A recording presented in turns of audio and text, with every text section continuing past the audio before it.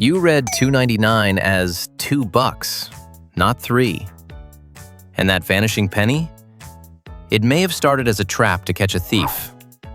Picture it. You grab something for $2.99 and your brain quietly files it under about $2. It is not $2. It is basically 3. You knew that, and it changed absolutely nothing. Here's why. Your brain reads a price left to right, and it commits to the very first number it sees. The first digit grabs the steering wheel.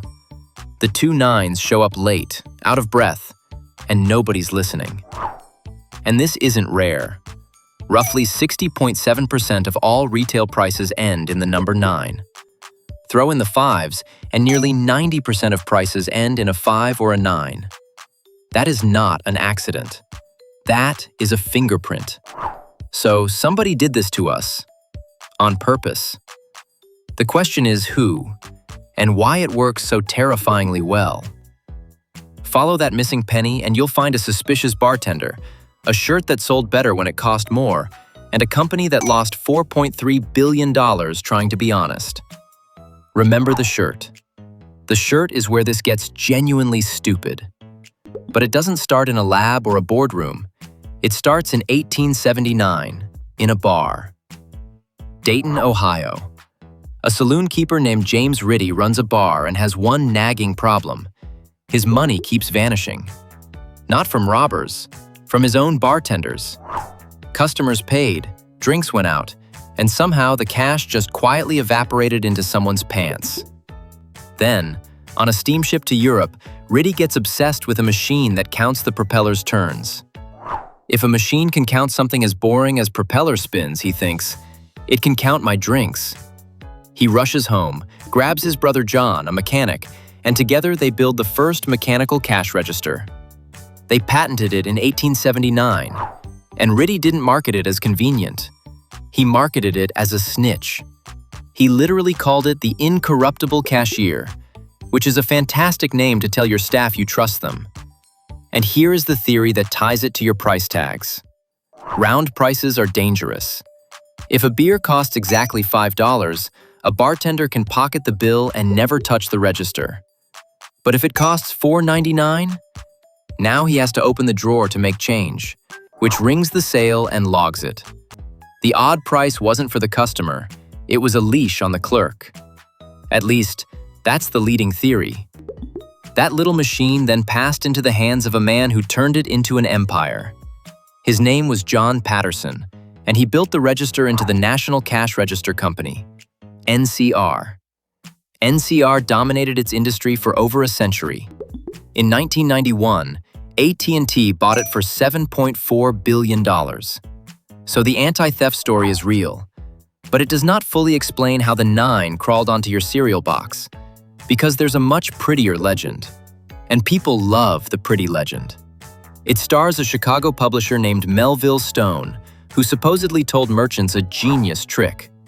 Sell it for $2.99, he argued, and the impulse buyer thinks he's spending $2, not 3. To pull it off, the legend says he sailed to Philadelphia and bought literal barrels of pennies for change. Beautiful story. Clean, memorable, and almost certainly nonsense. Stone ran that newspaper for only a few months before selling out in 1876, and prices ending in 9 were still rare until well into the 1880s.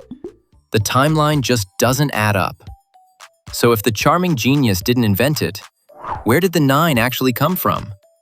The boring truth is the usual truth. It came from competition. Grubby, penny-pinching competition. In the 1880s, a few smaller operators wanted an edge over the big rounded price stores. So they started shaving prices. 49 cents. $1.95. Just under. The goal was simple. Convince the shopper he was clearly, obviously getting a bargain. And the idea caught on. Surprisingly slowly. Retail was not exactly quick on the uptake. Some large merchants were still stubbornly rounding to the nearest dollar as late as the 1920s. But slowly, store by store, the 9 spread through retail like a very polite infection, until it was everywhere. 6 out of every 10 prices. the default setting of capitalism, which raises the real mystery. Nobody forces you to fall for it. So why does it keep working? For that, we have to open up your skull. Gently. It's fine. Psychologists call it the left digit effect, and it is basically an optical illusion for your wallet.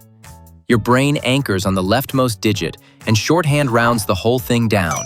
$2.99 gets stamped as roughly 2, and the file gets closed before the 9s ever check in. And the truly unsettling part? It works even when you know it's happening. Knowing does not save you.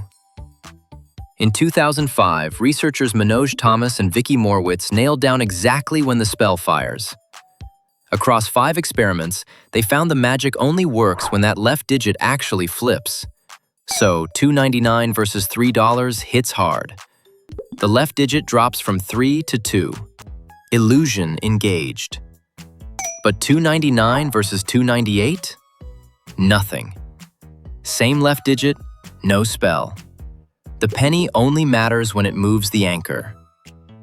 Now here's where it gets weird enough that you'll want to sit down. Remember the shirt? 2 economists were about to prove that a higher price could sell more than a lower one. Eric Anderson and Duncan Symester ran a real field experiment with a real mail-order catalog. They printed 3 identical versions. Same catalog, same shirt, same everything, except the price. Version 1, the shirt at $34. Version 2, $39. Version 3, $44. Common sense says the $34 shirt wins. Cheaper is better. That is how buying things works. Sure enough, the $39 shirt outsold the $44 shirt. Fine. Cheaper beat pricier. Order restored. And then, the $39 shirt also outsold the $34 shirt. The more expensive one won. Read that again. People bought more of the exact same shirt when it cost $5 more. That is the whole ball game.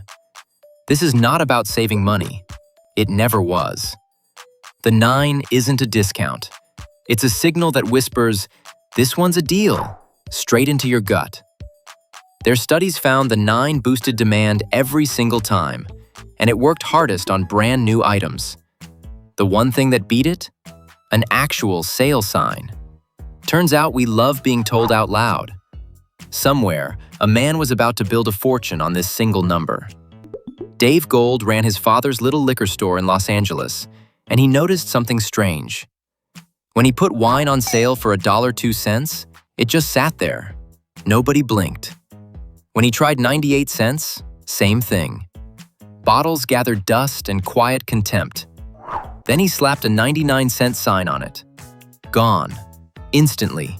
Like it never existed.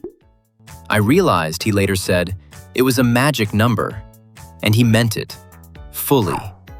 In 1982, he opened the first 99 cents only store in Los Angeles. Here's a real one for reference.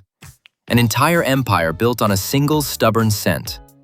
His faith went past business into pure superstition. When the company went public in 1996, he demanded the offering price itself end in 99 cents. His own banker wasn't even sure that was legal. So the 9 wasn't just a trick anymore. It was gospel. And then a giant decided to quit it. In early 2012, JCPenney hired a superstar CEO named Ron Johnson to fix everything. Johnson looked at the endless fake sales and 99 prices and decided they were, frankly, dishonest. So he launched fair and square pricing. Honest, round, everyday low prices. No games. And the customers, finally treated like intelligent adults, rewarded his honesty and flocked in. Except no. They revolted. They felt like they'd lost their discounts, even though the actual prices were often lower. No fake price to feel clever about beating? No fun. They simply stopped shopping. JCPenney's revenue fell by a staggering $4.3 billion in a single year, one of the worst declines ever recorded by a major American retailer, over a missing penny. In April 2013, less than 2 years after his celebrated hiring, Ron Johnson was fired. His crime? He tried to take away the spell.